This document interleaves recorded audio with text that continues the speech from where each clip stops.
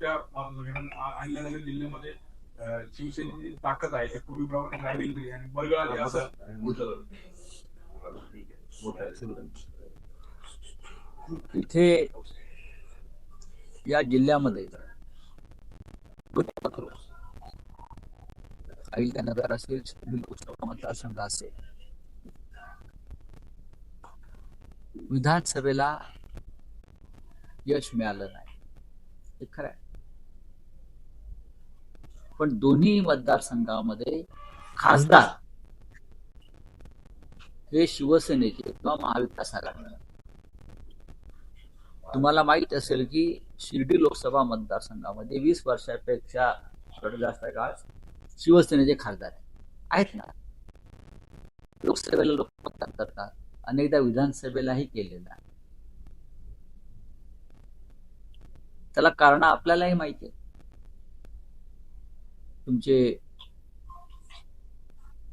तुमचा कुठला मतदारसंघ? नगर शहर. नगर शहरामधले आमदार कशा पद्धतीने जिंकतात, त्यासाठी काय काय उपद्व्याप केले जातात, अचानक ते हिंदुत्ववादी कसे होतात, हे सगळ्या गोष्टी सगळ्यांना माहीत असतात. जोपर्यंत लोक काही भागामध्ये निर्भय होऊन मतदान करत नाहीत, तोपर्यंत काही गोष्टी सहन कराव्या लागतात. नक्कीच नगर शहरामध्ये अनिल राठोड यांची कमतरता जाणवते त्या सगळ्या त्यामध्ये. पण आता या भागातला मूळ पक्ष जो आहे, दोन्ही भाग, हा शिवसेनाच आहे. लोकांमध्ये रुजलेला पक्ष हा शिवसेना, हिंदुहृदय सम्राट बाळासाहेब ठाकरे यांचा. उद्धव ठाकरे यांच्या नेतृत्वाखाली त्या पक्षाचं काम चालू आहे. एखाद दुसरी निवडणूक हारली म्हणजे त्या पक्षाला कमजोरी आली, तो पक्ष नष्ट झाला असं होत नाही. विशेषतः शिवसेनेच्या बाबतीत या महाराष्ट्रातला सगळ्यात जुना राजकीय पक्ष कोणता असेल तर तो शिवसेना आहे. आजही तो आहे. आणि आम्ही ठरवलेला आहे की पुढला जो काळ आहे, आता निवडणुका नाहीयेत, 2.5 वर्ष कोणत्याही निवडणुका नाहीयेत. काही भागात स्थानिक स्वराज्य संस्थांच्या निवडणुका म्हणजे जिल्हा परिषदा, नगरपालिका झाल्या, काही ठिकाणी व्हायच्या. हा सर्व काळ आम्ही सगळे पक्ष बांधणीसाठी आम्ही झोकून देणार. मी काल इथे आलो, पाहिलं, लोकांनाही भेटलो. आमचे जिल्हा प्रमुख, संपर्क प्रमुख सुनील शिंदे, सगळे जिल्हा प्रमुख आहेत, उपनेते साजन पासपुते आहेत आमचे. प्रत्येक जण जिद्दीने कामाला लागले. ती वावटळ आहे. बरं, या जिल्ह्यामध्ये कोण आहेत ओरिजिनल? सगळे मूळचे काँग्रेसवाले आता शेपट्या घालून भाजपात गेले, आपली संस्थानं वाचवण्यासाठी गेलेत ना. जेव्हा आमच्याकडे सत्ता होती तेव्हा हे सगळे लोक आमच्या पक्षामध्ये बाळासाहेब ठाकरेंच्या पायाशी पायाशीवर मी बघितलं, खुर्चीवर पण नाही बसले. हिंदुहृदय सम्राटांच्या पायाशी बसायचे, तो उभे राहायचे. तेव्हा ह्यांना काही पक्ष वगैरे नसतो. इथे सत्तेची हवा आहे, वारा आहे, तिथे जात असतात. आज फडणवीस आहेत, मोदी आहेत, उद्या राहुल गांधी जर सत्तेवरती आले देशात, महाराष्ट्रामध्ये परत महाविकास आघाडी, उद्धव ठाकरे सत्तेत आले, तर हे सगळे लोक आमच्या उंबरठ्यावर रांग लावून उभे असतात.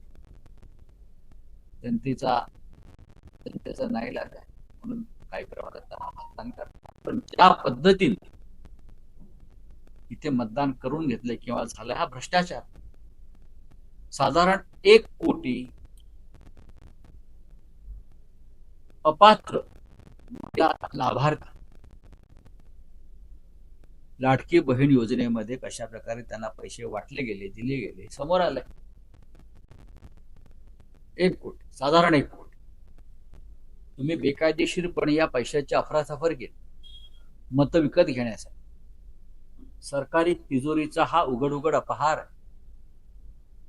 ज्यांनी ही योजना राबवण्याचा प्रयत्न केला अशा प्रकारे त्यांच्यावरती आर्थिक फसवणुकीचे गुन्हे दाखल व्हायला पाहिजे. हा सरकारी तिजोरीचा अपहार. का बँकेमध्ये किंवा सरकारी खात्यामध्ये 500 रुपयाचा अपहार झाला तरी गुन्हे दाखल होतात, त्यांना बडतर्फ केलं जातं. आणि एकनाथ शिंदे, देवेंद्र फडणवीस आणि अजित पवार दुर्दैवावर नाही, या तिघांनी जनतेच्या तिजोरीचा अपहार करून अपात्र महिलांना पैसे देऊन मतं विकत घेतली. ही निवडणूकच रद्द व्हायला पाहिजे. ज्या पद्धतीनं महिलांची मतं विकत घेतली इथपर्यंत ठीक आहे, पण अपात्र 80 लाखाच्या वर अपात्र महिलांना तुम्ही सरकारी तिजोरीतून पैसे दिले, ते आता सिद्ध झालेलं आहे. महाकोणावर तुम्ही गुन्हा दाखल करणार? तत्कालीन मुख्यमंत्री एकनाथ शिंदे आणि 2 उपमुख्यमंत्री, हे त्रिकूट जे होतं त्यांच्यावरती सरकारी तिजोरीतल्या पैशाच्या अपहाराचा गुन्हा दाखल होणं गरजेचं आहे. पण मोदी युग आहे, ते कलियुग पण नाही ना, ते मोदी युग आहे. मोदी युगामध्ये जर होणार असेल तर त्याचं स्वागत करू आम्ही. नाशिकमध्ये नेमकं काय घडलं? उत्तर प्रदेश निवडणूक मतदान आपण घेतला बघा, क्रमांक एक तुमच्या माहितीसाठी सांग, हा काय विषय नाही.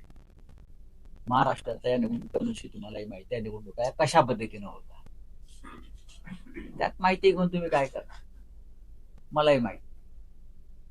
मी या निवडणुकीच्या प्रक्रियेत अजिबात पडलेलं नाही, मला काम आहे. मला काहीच माहित नाही, हे माझं उत्तर आहे. कारण काही विषय असतात पक्षातले इतर लोक सांभाळत असतात, तर माझ्याकडे काही माहित नसल्यामुळे मी त्याच्यावर काही बोलणार नाही. पीएमसीच्या आमदारांना फोडण्याचा प्रयत्न आता सुरू झालाय, पोलिसांचा दबाव आता त्यांच्यावर आणला जातो, असं स्टेटमेंट ममता बॅनर्जी. नाही, हे पश्चिम बंगालच्या राजकारणामध्ये हे गेले 40 वर्षापासून अशा प्रकारचं राजकारण होत असतं. खरं म्हणजे महाराष्ट्रात जे लोक सोडून गेले, पक्षांतर केलं, एका तिकिटावर निवडून आले आणि दुसऱ्या तिकिटावर, त्यांनाही फोडायला पाहिजे. हे मी म्हणत नाही, हिंदुहृदय सम्राट बाळासाहेब ठाकरे यांची भूमिका, कुठला तर फोडा, पण तिकडे वेगळ्या पद्धतीनं सुरू आहे. स्थानिक स्वराज्य संस्थेच्या निवडणुकीत पक्ष कार्यकर्त्यांच्या पाठीमागे उभा राहत नाही. मुंबई व्यतिरिक्त ज्या निवडणुका होतात पक्षाचे नेते पुढे दिसत नाही, असं कोणी सांगितलं? मग मी आहोत ना आम्ही. नगरपालिकेच्या निवडणुका बघा, भूतकाळात जाऊ नका असं नाहीये. इथे जिल्हा प्रमुख बसलेत, संपर्क प्रमुख बसलेत, इथे कोणी यायला पाहिजे ते येतात. संपर्क प्रमुखांची जबाबदारी आहे. सुनील शिंदे या भागातले प्रमुख आहेत, जिल्हा प्रमुखांवर जबाबदारी आहे. हे देवेंद्र फडणवीस आणि मोदी सारखं नाही, ग्रामपंचायतीच्या निवडणुकीला मुख्यमंत्र्यांनी जायला पाहिजे. काही निवडणुका स्थानिक पातळीवरती आम्ही सोडतो. हेलिकॉप्टर घेऊन, विमानं घेऊन कोणी ग्रामपंचायत निवडणुकीला फिरतं का? या देशाच्या इतिहासात पंडित नेहरूंना आम्ही कधी पाहिलं नाही, इंदिरा गांधींना पाहिलं नाही, वसंतदादा पाटलांना पाहिलं नाही, शरद पवारांना पाहिलं नाही. हे नवीन जे झंझट सुरू केलंय की ग्रामपंचायत नगरपालिकेच्या निवडणुकांना चार्टर फ्लाईट, हेलिकॉप्टर घेऊन फिरायचं. स्थानिक निवडणुका या स्थानिक लोकांवर सोडल्या पाहिजे. शिंदे गटामध्ये पण खटखट कुठेतरी दिसते. अब्दुल सत्तारांच्या मुलाने बंडखोरी करत अर्ज भरलाय आणि अब्दुल सत्तारांचं म्हणणं असं आहे की भाजप हा शिवसेनेला किंवा इतर भाजप हा शिवसेनेला किंवा इतर पक्षांना संपवायला निघालाय. शिवसेनेला नाही, शिंदे गटाला, त्यांच्या गटाला असेल. आम्ही योग्य वेळी बाहेर पडलो. मला वाटतं ते गृहस्थ असं म्हणतायत, तुम्ही ज्याचं नाव घेतलं ते, की भाजपा हे स्लो पॉयझनिंग आहे असं मला कोणतरी म्हटलं. आता कळेल त्यांना पॉयझन काय असतं ते.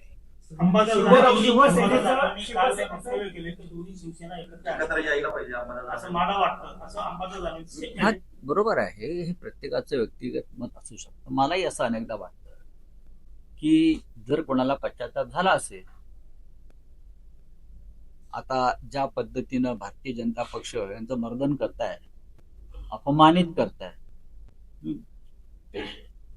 जर कोणाला वाटलं की नाही आपल्याकडून चूक झाली,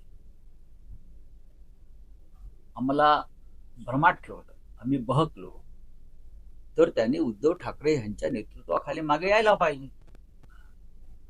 मुळात शिंद्यांबरोबर जे लोक आहेत तो पक्ष नाहीच आहे ना. निवडणूक आयोगाच्या भ्रष्ट कारभारामुळे त्यांना तात्पुरतं चिन्ह मिळालेलं आहे. आणि सुप्रीम कोर्टाच्या दिरंगाई वृत्तीमुळं खटला चालत नाही. ज्या दिवशी खटल्याचा निकाल लागेल तो खटल्याचा निकाल आमच्या बाजूनच लागेल आणि तो आमच्या बाजूनं लागेल म्हणून त्या निकालाला सारख्या तारखा दिल्या जातात. घटनेनुसार पक्ष आणि चिन्ह आम्हालाच मिळणार.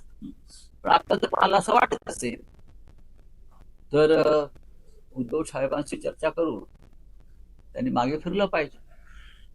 पण काही लोकांना नक्कीच प्रवेश मिळणार नाही. मात्र हीच अजित लोकं पवारांचे मात्र हीच लोकं भाजपला मोठा भाऊ त्यांच्याशी वाद झाले. जे संजय काकडे भाजप या महाराष्ट्रामध्ये कधीच मोठा भाऊ नव्हता. सध्या युतीच्या राजकारणामध्ये कायम उद्धव ठाकरे यांच्या नेतृत्वाखालची शिवसेना किंवा इंदुहृदय सवराडांची शिवसेना हाच मोठा भाग होता. आणि शिवसेनेचं हे मोठेपण मान्य झालं नाही म्हणून त्यांनी शिवसेना तोडली आणि असे तुकडे केले. शिंदे गट हा शिवसेना नसून तो अमित शहाचा एक गट आहे. हे सगळ्यांना माहिती, तो अमित शहाचा गट आहे. त्या पक्षाचे नेते अमित शहा ते दिल्लीमध्ये बसतात म्हणून त्यांना वारंवार दिल्लीत जावं लागतं. पूर्वी त्यांना मातोश्रीवर यावं लागायचं, तेव्हा त्यांना लाजा वाटायच्या. आता दिल्लीत जाऊन तिथे अमित शहाच्या कृष्ण मेनन रोडवरच्या बंगल्याच्या हिरवळीवरती पांढऱ्या पॅन्टी घालून बसतात आणि उठताना ढुंगणाला गवत लागलं असतं त्यांच्या, असं त्यांना ते थांबावं लागतं. तेव्हा हा अमित शहाचा गट आहे. अजित पवारचा जो पक्ष पवारांचा हा अमित शहाचा पक्ष आहे. हे पक्ष नाही, ते त्यांचे गट आहेत. अमित शहाने निर्माण केलेले गट आहे. अजित पवारांशी त्यांचे वाद झाले. संजय काकडे नाही, मला बघा हा त्यांचा अंतर्गत विषय, हा त्यांचा अंतर्गत विषय. मी त्याच्यावरती का बोला.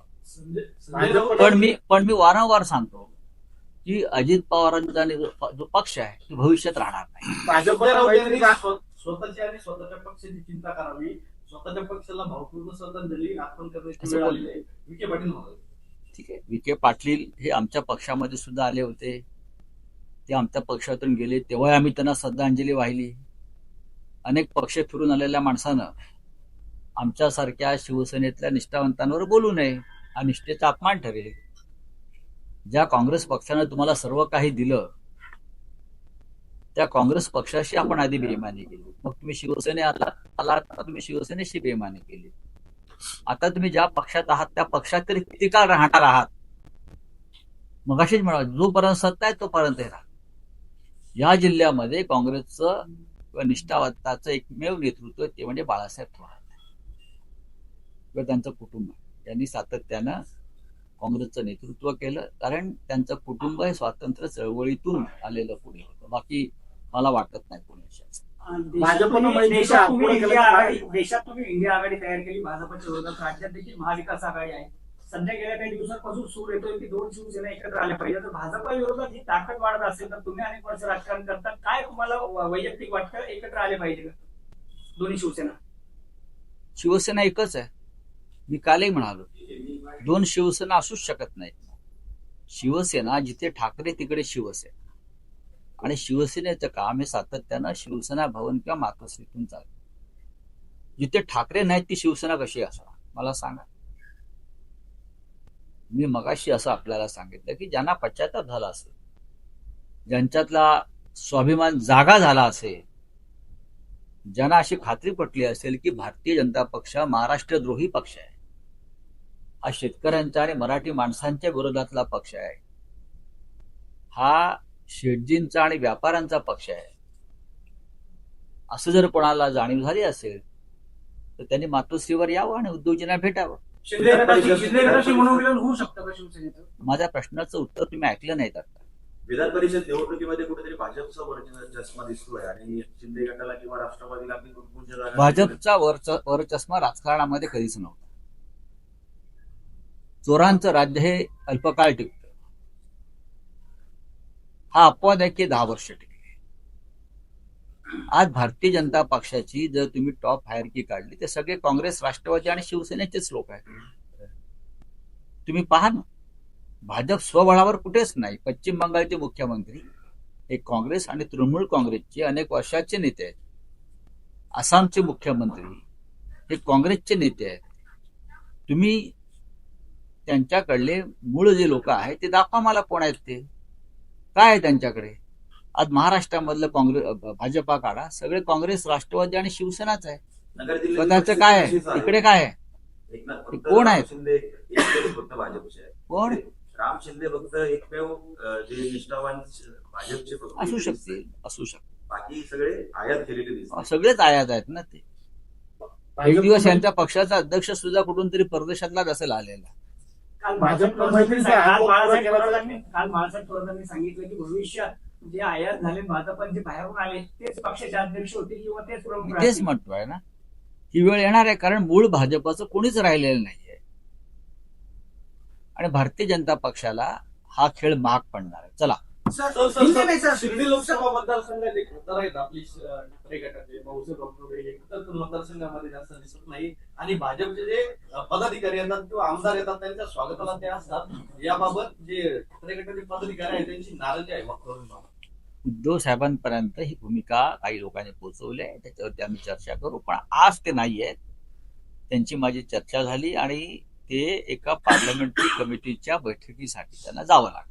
मात्र मागे त्यांनी शिंदे गटाच्या पदाधिकाऱ्यांची देखील भेट घेतली होती. वरिष्ठ पदाधिकारी घेऊ अपात्र लाडक्या बहिणीचे पैसे परत घेणार फडणवीस म्हणतात की फक्त पुरुषांचे पैसे रिटर्न घेतले जातील. आमदार चंद्रकांत रघुवंशी आहेत, त्यांनी घरचा लाडक्या बहिणीचे कोणताही भाऊ पैसे परत घेत नाही. म्हणजे ही जी चर्चा चालली जे अपात्र खात्यांवरचे पैसे परत गेले, कसं बघतात? बेकायदेशीर पैशाचं वाटप झालं असेल, बेकायदेशीरपणा, तो सरकारी पैशाचा अपहार आहे. आणि हे बेकायदेशीर पैसे जर सरकार परत घेणार नसेल सरकारच्या तिजोरीत, तर ज्यांच्या सहीने हे आदेश निघाले त्यांची संपत्ती जप्त केली पाहिजे. शिंदे असतील, फडणवीस असतील किंवा अजित पवार असतील. अजित पवार नाहीये, त्यांच्या पक्षाची, या तिन्ही पक्षाची संपत्ती जप्त करून अपात्र लाभार्थींना दिलेल्या पैशाचं वसुली व्हायला पाहिजे. साधारण 17,000 कोटीच्या दरम्यान 17,540 कोटी इतकी रक्कम अपात्र लाभार्थींना देण्यात आली असेल तर 17,000 कोटी रुपये ह्या 3 प्रमुखांकडून वसूल करणं हे आवश्यक. हा जनतेचा पैसा आहे, तुमच्या घरातला खिशातला पैसा नाही. तुमची शेती आणि प्रॉपर्टी विकून पैसे आले नव्हते. हा जनतेच्या कराचा पैसा आणि तुम्ही तुमच्या राजकीय स्वार्थासाठी, मतं विकत घेण्यासाठी तुम्ही या पैशाचा वापर केला. ही निवडणूकच रद्द व्हायला पाहिजे या एका मुद्द्यावर. या मुद्द्यावर आपण कोर्टामध्ये जाणार आहे. काही लोक चालले आहेत, काही लोकांची तयारी सुरू आहे. काही सामाजिक कार्यकर्ते आणि संस्था या विषयावर काम करतायत. त्याच्यातून कोर्ट तरी काय आहे? कोर्ट पण ह्यांचे गुलामच आहे ना. हायकोर्ट असेल, सगळे संघाचे लोक नेमले आहेत सुप्रीम कोर्टात. ऐकून तर घ्या आमचं. आपण न्यायासनावर बसलेले आहात ना, आपण न्यायमूर्ती आहात ना. या महाराष्ट्रात रामशास्त्रांची परंपरा आहे ना. हा, थोडा तरी बाणा दाखवा, ऐकून तर घ्या. काँग्रेस जनता पार्टीची सोशल प्लॅटफॉर्मवर तयार झालेली मोहीम आहे. कुठले? काँग्रेस जनता पार्टी जी आहे त्याचं 7 तारखेला आंदोलन आहे दिल्लीमध्ये. बघू किती झुरळ बाहेर निघतायत ती बघू आपण. चला, हिंदी में पूछे क्या? आज मिलावा संपन्न हो रहा है, क्या मार्गदर्शन करेंगे पता जी? अरे देखिए, शिरडी हमारा शिवसेना का हमेशा गढ़ रहा है. यहाँ के सांसद, मेंबर ऑफ पार्लियामेंट 20 साल से शिवसेना से है. अब कोई चुनाव नहीं है 2 साल 3 साल तक,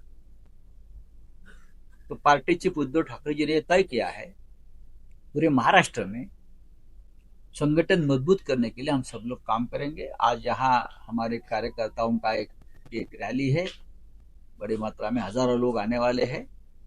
तो जरूर उसमें मार्गदर्शन होगा. और आने वाले विधानसभा की तैयारी अब से हमारी शुरू हो गई. आने वाले दिनों में अगर भाजपा से मन मिलाव होता है तो जाएंगे आप साथ में भाजपा के साथ? ये सवाल आप देवेंद्र फडणवीस जी को पूछिए ना. सर मिलिंद नार्वेकर के माध्यम से कोई दोस्ती का रिश्ता बना रहे हैं? मुझे मालूम नहीं. सर फडणवीस ने स्टेटमेंट किया है तो दोनों शिवसेना का मिलन होना चाहिए. मिलन होना चाहिए. उन्होंने निजी आपने आप कैसा अभी सच कहा, उनकी वैयक्तिक भूमिका है. ये पार्टी की भूमिका अब तक तय नहीं हो गई. लेकिन अगर शिंदे गुट में ऐसे कोई लोग हैं जो चाहते हैं कि हमने गलत काम किया है, हमने बेईमानी की है पार्टी से और हमको प्रायश्चित लेना चाहिए, ऐसे लोगों के लिए शिवसेना के दरवाजे खुले रहेंगे।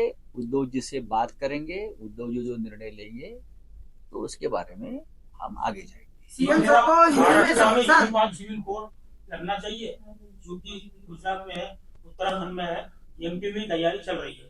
तो महाराष्ट्र में ऐसा आ रहा है क्या? कोई आपके पास जानकारी है क्या?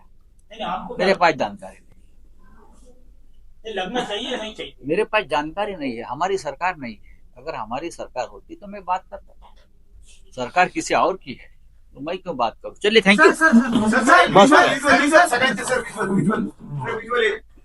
एक मिनिट अरे एक मिनिट हमारा विजुअल घेऊ दे ना दादा, आपण विजुअल घेऊ द्या.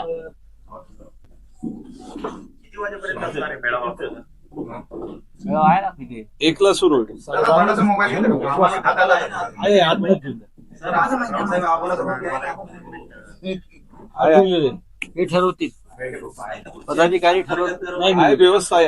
आहे व्यवस्था. आमचं काही गुप्त नाहीये, आमच्याकडे गुप्त काही नाही, माझ्याकडे नाही.